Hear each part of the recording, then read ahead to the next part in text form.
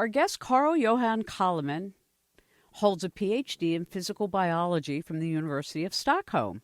He's a leading expert on the Mayan calendar, the author of the Mayan Calendar and the Transformation of Consciousness, the Purposeful Universe, and the Global Mind and the Rise of Civilization. His current book, I would say, is a culmination of all of these, The 9 Waves of Creation, Quantum Physics, Holographic Evolution, and the Destiny of Humanity. According to our guest, in the past few years, quote, the world has witnessed changes in social consciousness whose sudden development the ruling scientific paradigm has not been able to explain. These changes correspond, he says, with the activation of new waves of creation emanating from the center of the universe that influence human thinking. Listen in this hour and find out how a quantum holographic perspective on world history and human consciousness really makes plain sense when you tie it in to the 9 waves of creation of the Mayan calendar. Thank you so much for joining us, Dr. Calleman. Oh, thank you so much, Sahara. It's a pleasure to be with you. Well, your book is stunning, and I wouldn't say that it's complicated as much as it is so full of information and so expansive. Share with our audience the fields, really, that you had to look at, from holography to quantum physics, to bring this together. And while you do that, may I pose one question? Was there a single question you were asking when you used all these fields of knowledge you have to answer something? Well, yeah, there's a number of different fields of research that has gone into this work. And it's because the Mayan calendar affects our views of pretty much everything. So I've already said the first field that's there, which is Mayanism, you might say. Mm-hmm. In addition to that, it's history, it's art history, it's galactic evolution, it's biological evolution, it is modern politics, it's quantum physics, it is very much almost everything, because I would say that these waves of creation affects all aspects of evolution in the universe. And that would mean that pretty much everything that evolves would be covered, maybe not in this particular book, which sort of is a summary of many of the previous ones, but in one or the other of the earlier books. Yeah. It's just that way. You might say that the perspective of the Mayan calendar mandates a change in our understanding of a lot of different fields of research.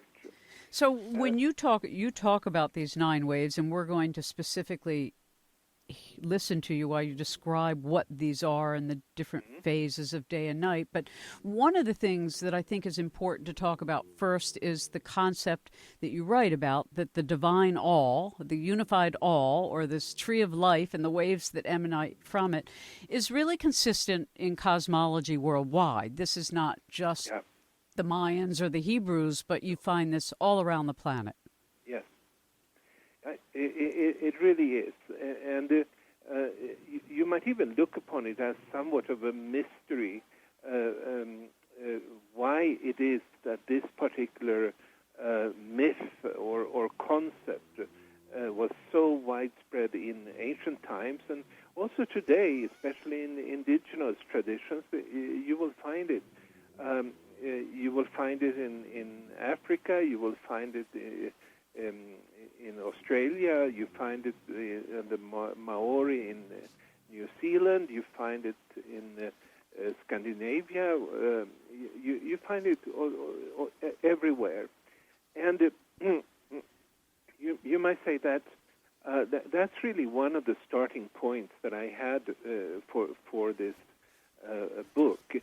The whole question, why is it that all these people that presumably had very little contact or maybe no contact with one another in ancient time, why do they all cherish this tree of life and sort of look up to it, revere this tree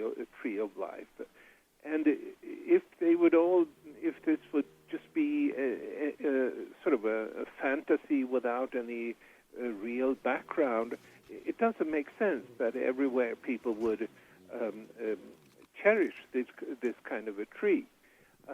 So this book, it starts by identifying what I believe is the reality basis. It actually exists something you might talk about as tree of life. Yeah, I thought it was interesting. You even talked about this cosmic axis in the Tree of Life model that was pretty much sort of kind of covered up. Yeah, I would say so, in the sense that there is new information about the birth of the universe that it's not been hidden or forbidden, so to speak.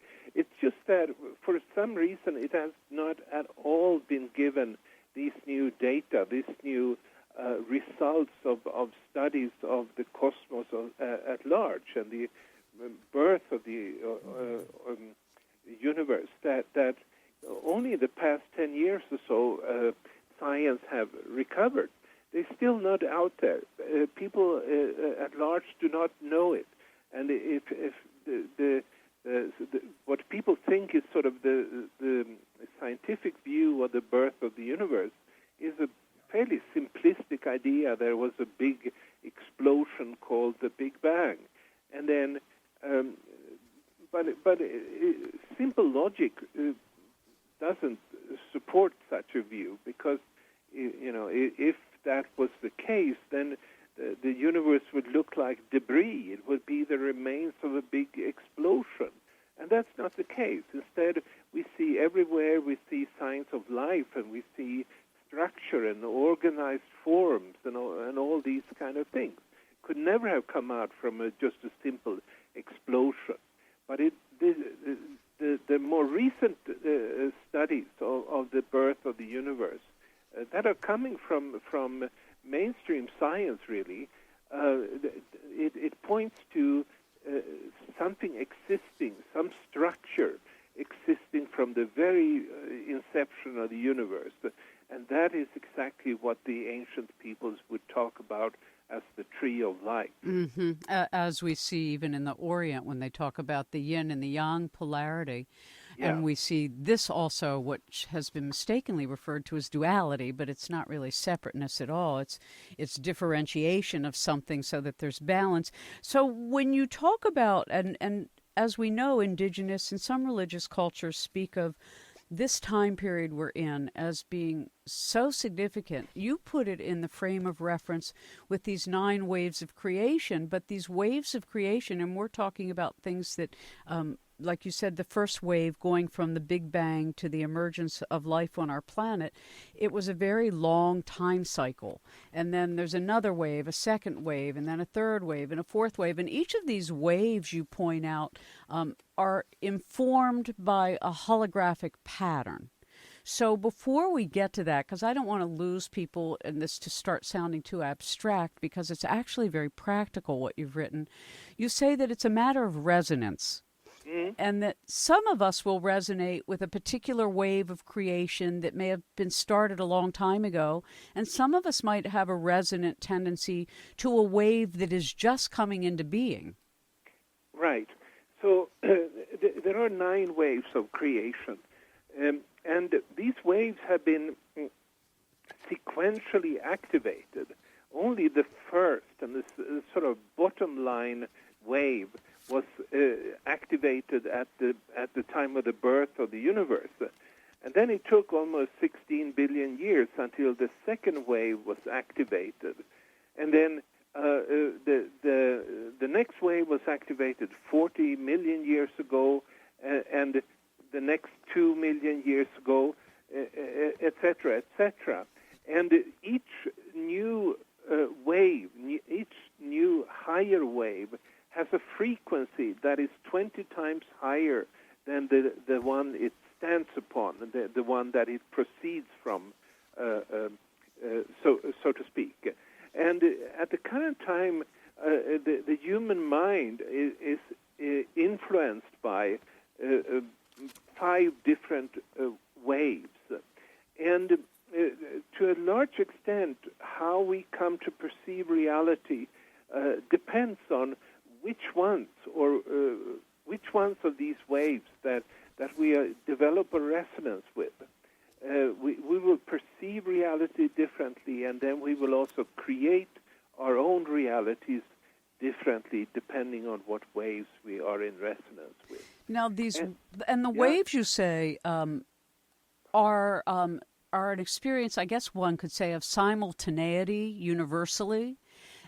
And when you speak of it, Carl, that there's a change in the length of time of the wave as well as the frequency of it. So even time changes. This is the thing that just blows my mind about your work, that it seems the closer we come to where we are right now, the faster time is moving. And from a general sort of popular pop culture conversation, I think everybody feels this. I think people do.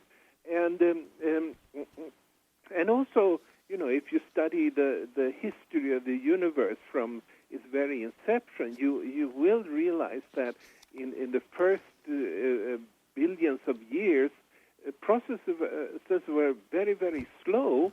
But then, of course, when you come to our current time, not only can you see an extremely rapid development, for instance, in the fields of computer technology, and smart technologies and these things. But people in general are also aware that the things going on in the world are happening at a higher rate. And the background to that, the reason for this, is really then that only now we've come to resonate with a wave that has the highest frequency. And that we sort of align ourselves with this. The developing resonance with a high-frequency wave, it also means that our things are speeding up in our experience and in life in general, and also on a global scale in the events that are happening. And this has really changed the world in a very special way. Well, and you also show, again, without the charts, to show to the audience, it's a little more difficult than just words in that sense. But I'd like to compliment you on not only your literal descriptions, but the illustrations, because you make it, for instance, you make it clear that these waves have, I guess the easiest thing would be to call it a day and a night. Mm-hmm. How does this affect our experience of the resonance of what we're coming, I guess, in rapport with? Yeah, thank you. Well, very much so. The days and the nights of these sine waves that these creation waves take the form of are also what you might say peaks and valleys in the wave, and those the peaks and the valleys they have distinctly different character, and whatever it's all about that a particular wave is creating, the peaks and the valley will have different character. So in the peaks, then or in the days, then things are moving forward. These are the time periods of creativity, when new things are appearing, and that are consistent with this wave, and which it is the purpose of this wave to create.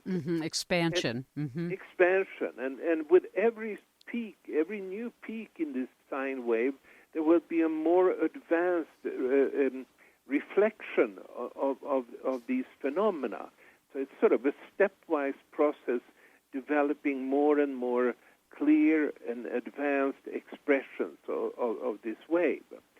In the night periods, in the valleys, on the other hand, it's a time of sometimes even destruction of the phenomena that has emerged in the preceding day period.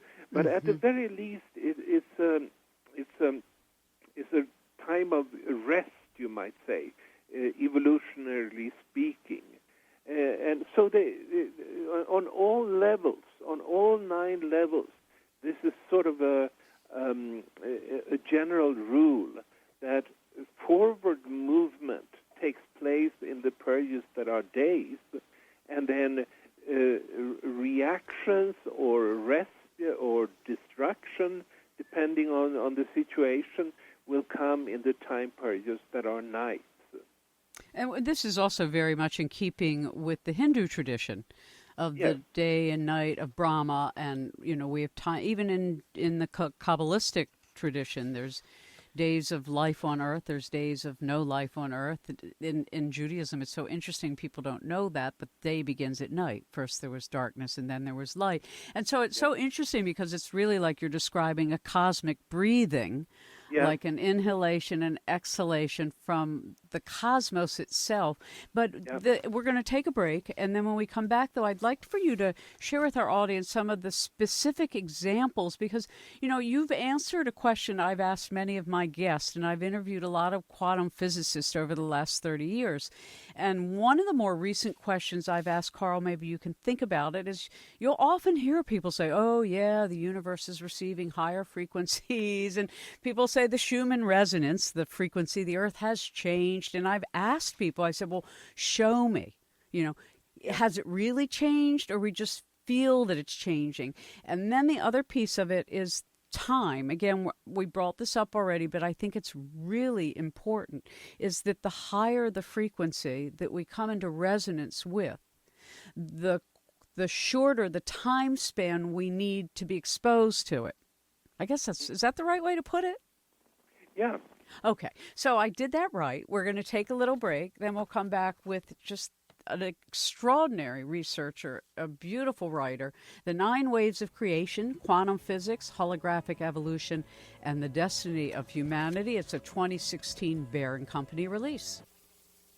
This is Dennis Stone, president of America's Stonehenge. Our website is stonehengeusa.com, and you're listening to 21st Century Radio with Dr. Zohara Hieronymus. So, Carl, I want to come back to these waves of creation. The fifth wave, you pointed out, started around 100,500 BCE, and we had tribal equality. And the sixth wave was 315 BCE, and we had social inequality, monarchy, and slavery. I'll just recite these few, and then we'll stop. Seventh wave, 1755 Common Era. We had equality, abolishing slavery and monarchy. The eighth wave began January 5th, 1999, with economic inequality, and the ninth wave, March 9th, 2011, equality. Now, you're showing us an extraordinary overlay of these holographic waves that are informing us. And you show, though, that some of us are affected by some of them, but not all of them, and others may be affected by others. How does that work? Well, I think it is pretty much as when you tune into a radio station, that there are different frequencies available. And it's the same thing with the cosmos. It gives different waves that we may tune into. And especially now, and I want to emphasize that as a big change in the history of the universe that took place in 2011. Especially now, all these waves are accessible for the first time. They're running in parallel. So it is like these different frequencies are available, and you can to some extent consciously work to develop resonance with it. And if you're not conscious of these different waves, you may also find yourself just resonating with what seems to be the station you've always been listening to, as if there was nothing new coming into the universe. And I think this is an important thing because, especially before the year 2012, when there was so much talk about the Mayan calendar, there was this perception that some people thought that things would change automatically just across the board at a particular date. And that's not how it works. What's happening instead is that new potentialities, like in the sense of quantum physics, have become available. But in the final analysis, we will have to have the intention of developing resonance with these different waves, and depending on which ones we develop resonance with, we will come to act and be different things in the world and play different kinds of in the world. There's nothing automatically that's happened. What has happened is that the full spectrum of different frequencies are now, for the first time, available, and that they are creating a new stage, you might say, for us to live life in. And they're also, together, you might say, they define a direction in which the human life is going.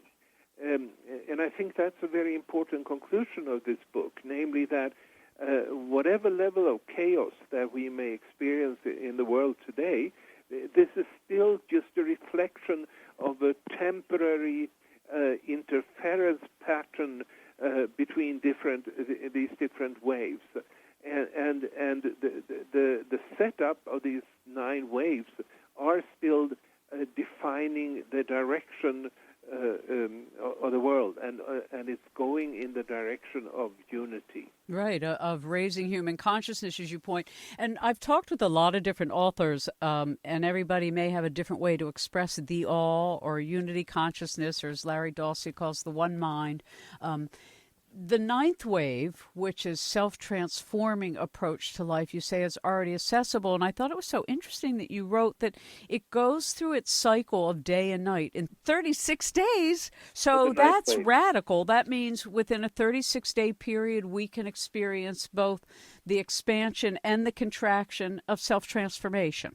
Yes, yes. Well, that, go ahead. And we're sort of taking steps at the current time. We're in the beginning of a new day in the 9th wave, which started April 18th, and on these days there is sort of a trend towards forward movement for all those that are have the intention of the world going towards unity consciousness.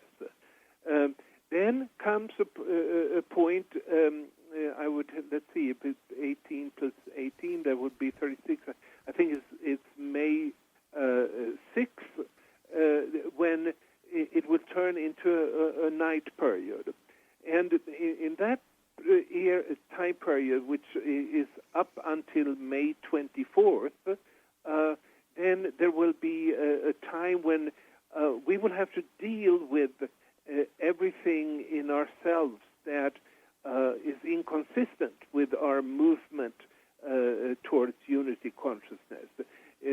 So it's sort of there's wind on the back, and then the wind disappears, and there is forward movement for unity, and then there is, we're just taking one step at a time. Right. It's not something that changes everything forever.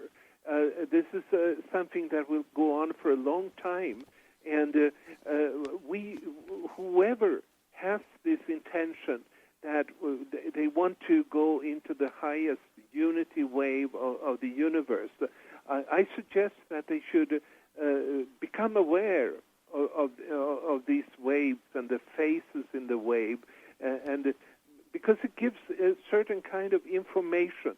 There's a different kind of information coming in the periods that are days compared to those that are nights. And very often there could be guidance coming in those time periods that are days. Yeah, and that's what you show, that in the day cycle of these waves is when you see, new development, innovation. And I thought it was I just love it. I mean, there's so many fascinating things in this work. There's no way we can cover it all. But I love that you wrote, as the shift in the 7th wave approaches in 2031, there will be an increasing number of people that have seen through the current nationalism and instead will repeat the mantra, humanity first, as the only way forward for our species and the manifestation of true global unity. That's very hopeful. 2031 is not so far away.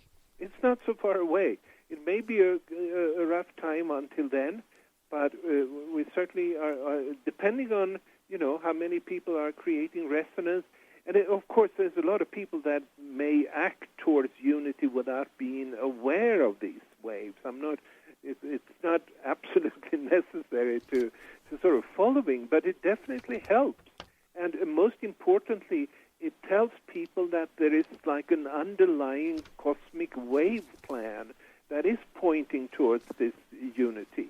So, and then in 2031, there will be a significant shift.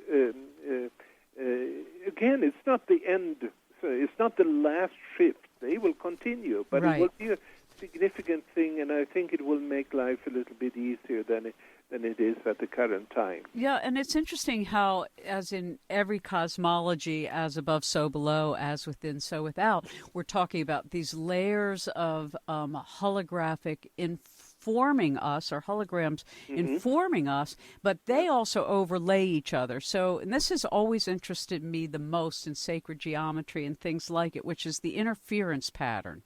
Because I had an odd thought one day, Carl, that forgiveness is actually an interference pattern for the effect of history. And that's why the power of forgiveness is so great, because as an interference pattern, it affects the waveform of the past and its power over us in the present. Yeah. Does that make sense? Yeah, it does. Great. So then, looking at where we are, the thought I had, and I didn't find it in the book, but maybe it was there and I missed it. So if we have these 9 waves of creation, and we're being affected by them differently at different speeds and in different ways depending on who we are, once we are exposed to all 9 waves, does the universe then start the waves all over again at a different octave? Well, I don't think so. I think from now on, these waves will just sort of go on endlessly into the future. And this is what the Mayan calendar was trying to tell us, that as of 2011, we have the resources available to us for our full development as a humanity? Yes. And not only that, but also that from now on, this wave of unity will always be accessible to us. That's beautiful. Yeah, it's important. And so when we look at this unity consciousness, you say that it stands on a mind carried by the 8th wave, which favors the right brain half, which means in turn that the feminine is supported. And of course, we talk about that a lot, the development of our intuition and our ethos of care. Share with us more on that. Well, each wave carries a certain polarity of the mind, if you like. It carries certain filters. So basically, when the 6th wave began 5,000 years ago, approximately, what people started to download was a mind that was had the light on the left brain half. And as a result, the civilizations that emerged were essentially patriarchal, and the kind of religions that were developed under the influence of that wave were also very much patriarchal. And then came the 7th wave, starting in 1755, which shifted the perception of reality. It gave a new dark filter to all of our minds without any polarity, really. So because there was no polarity created by this filter, we saw a rise in all kinds of equalities of democracy and the abolishment of slavery, of many other things. Where, socially speaking, the whole idea of democracy would emerge. But then it comes, especially with the 8th wave, a shift over to the polarity where the light comes on the right brain half, and the result of that has been a tremendous rise of the role of women in the world, and so it's just the shift in polarity that has, I would say, had a profound effect on especially on gender relationships. Mm-hmm. And you say in order to climb to the unity of the ninth wave, it's necessary to first climb in the eighth wave. And so you've come to the same conclusion through the Mayan calendar and your understanding, as the Kabbalists speak to, that we're in the age of Yesod, the generative organs, the balance of male and female. And then when we finally get to the bottom of the tree of life, it's like an elevator that has to go to the basement before it can go all the way back up. Yeah. It's Malchut, which is the feet. It's the feminine, it's the moon, and you've come to exactly the same conclusion, that the protection and expansion, quote, of female rights worldwide is thus a necessary step for manifesting the destiny of humanity. And in Kabbalah, for thousands of years, they've pointed that this is inevitable, and we will see it with women's leadership worldwide. Yes, it is. But it's not the last step, so to speak. Right. The ultimate step of the ninth wave is sort of, I would say, rather beyond the gender difference. Mm-hmm. It's more like androgynous, I would suspect. And we're already now seeing these kind of issues around androgyny becoming more and more highlighted in society. And in the beginning, I should say, of this ninth wave, it deserves to be pointed out that this ninth wave, which is the highest of the waves, it's only been active for 5 or 6 years, and it's intense. I mean, as a spiritual seeker, my entire life, I have never felt the kind of energies I feel now. I mean, I went hyperthyroid from it. It so affected me physically. Yeah. And I assume it's affecting a lot of people physically, and they may not know that that's the source of why they feel like things are going so darn hyper. Yeah.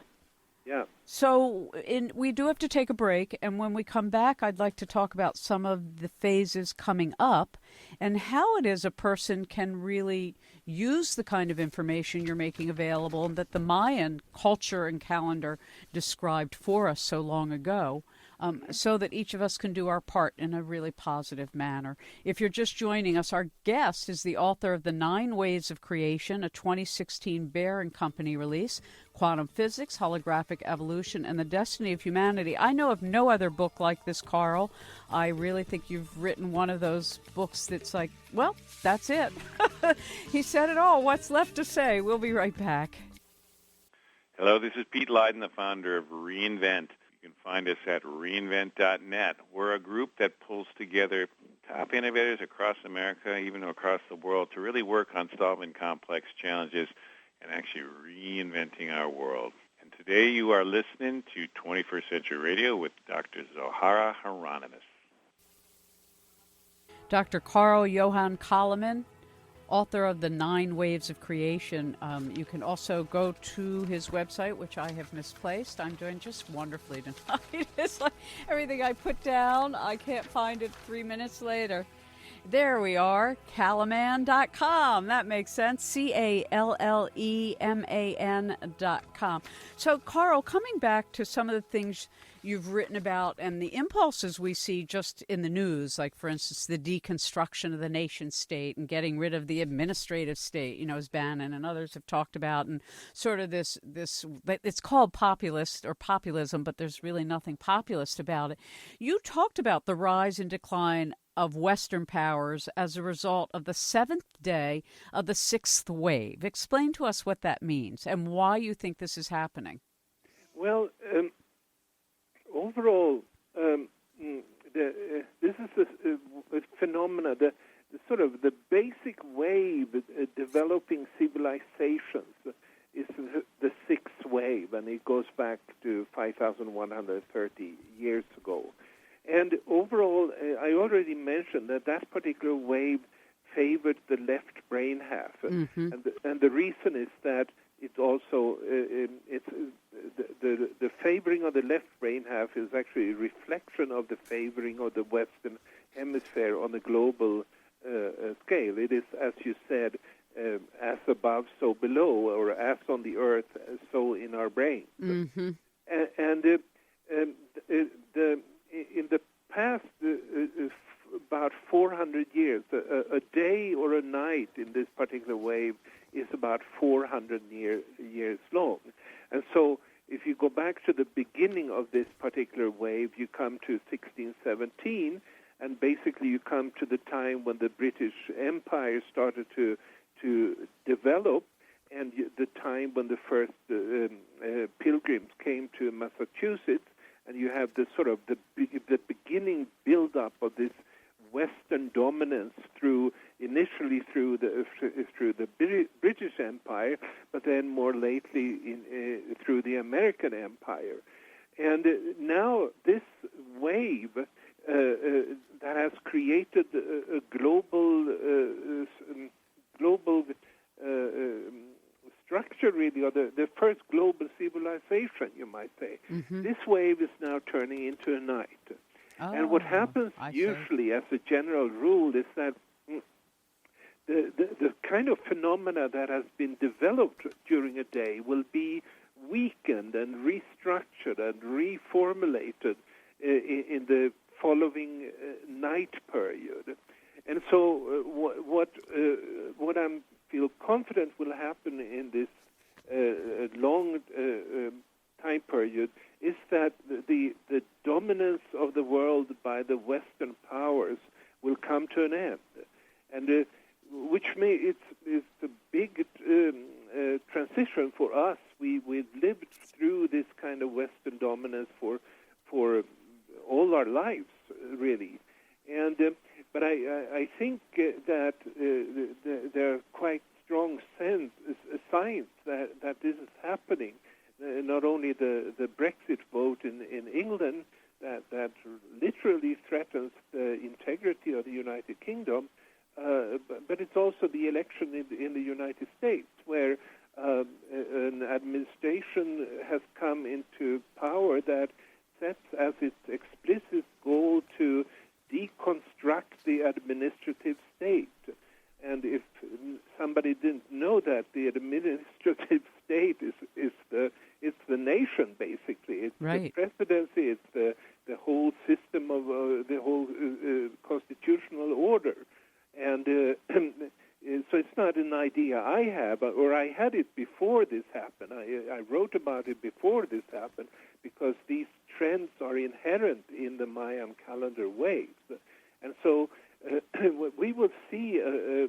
I cannot say an exact time frame for this, but I feel confident that we will see a balancing of the East and the West in a way that we've never experienced in our lifetimes. Yeah, maybe so. And it's, I mean, your book is just fascinating because there's so many different qualities to it. And it reminds me of so many other teachings. I mean, when I listen to you, I keep thinking about the new moon to the full moon and the full moon to the new moon, and how cultures used to assign their respective practices based on that cycle, so that you would do things that took you out into the world, an expansion from the new to the full moon. But then as the moon decreased, you would retreat and go back within and study and refine. And we've lost that, because we don't have a lunar calendar observance. And the other thing we lost, I thought was so interesting when you were talking about that last cycle with the British Empire, is they took us off using the meridian mean time of the Great Pyramids and created the Greenwich Meridian, which unhinged our consciousness from the galactic center, which up until the 1600s, every sacred society on the earth was literally geometrically connected, because we were all oriented to to the galactic center that the belt stars point to over the Great Pyramid. And I just thought that was fascinating that the church took us off the moon, and so that empire got rid of our lunar appreciation of breathing in and out in our lives and in our civilization. And then the British Empire took us off our relationship to the cosmic galactic center itself. So we got unhinged biologically, and then we got unhinged cosmically. Mm-hmm. Very much so. Our system of timekeeping is not connected to the actual waves that are influencing our mind, and there is no knowledge that this is happening. Whereas, as you said, the ancient peoples, they had all kinds of symbolism to express their awareness that there were wave-like processes at work in the universe. One is the moon that goes through the sort of a wave-like function. I come to think of the plumed serpent, which I haven't mentioned, but it's a well-known symbol of from the Maya or from the Mexicans of this kind of a wave movement, a serpent that in their mythology was the bringer of civilization.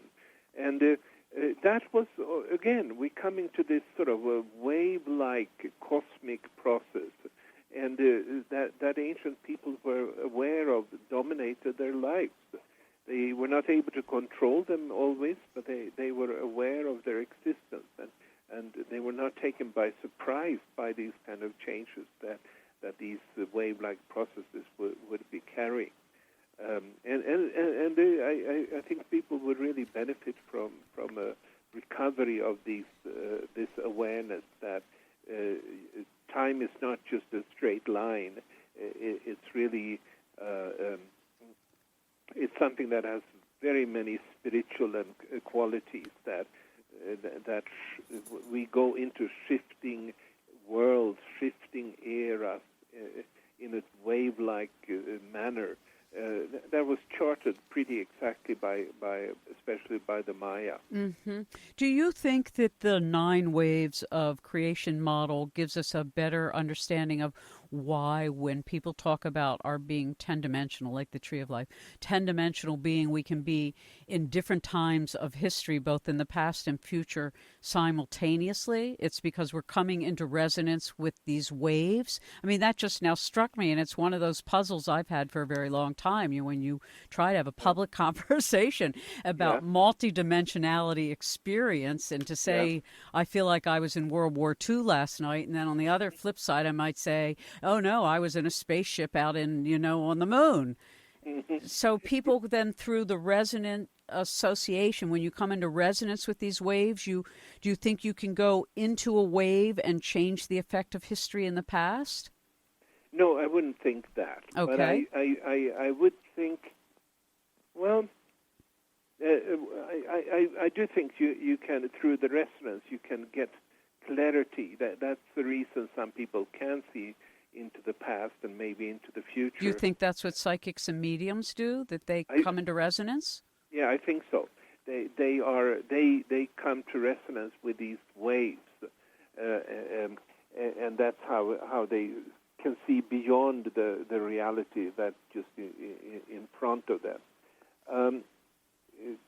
I don't think really you could change the past, but you could, of course, change your experience of the past by if you get contact, like a past life phenomenon or something like that. If you can access that, and then in a relevant state of consciousness, you can reintegrate it, I think, so that you... That's a nice way to put it. Yes, exactly. Yeah. So we don't have a lot of time left, and I'd like you to have the closing words. What would you like our audience to know most about the 9 waves of creation and what each of us can take part in? Yeah. I think this is a new cosmology, you might say, and a very old cosmology as well.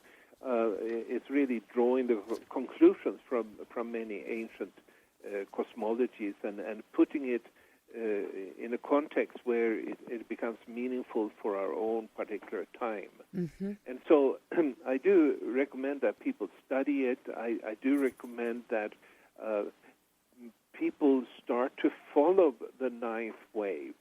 And there are resources. My own webpage, Calleman.com, has links to calculators where you can follow the ninth wave. You can also find on my Facebook page, there is a ninth wave of creation. There are two of them, I think. There are different benefits from this. That it tells you something about how you as an individual with your particular purpose can become part of the collective process. We have to say goodnight. I'm sorry. Go to Calleman, CALLEMAN.com. Calleman, CALLEMAN.com. 21st Century Radio is produced by Hieronymus and Company. Our executive producer and research assistant is Laura Kortner. Our engineer is Anita Brockington, and I'm Dr. Zohara Hieronymus.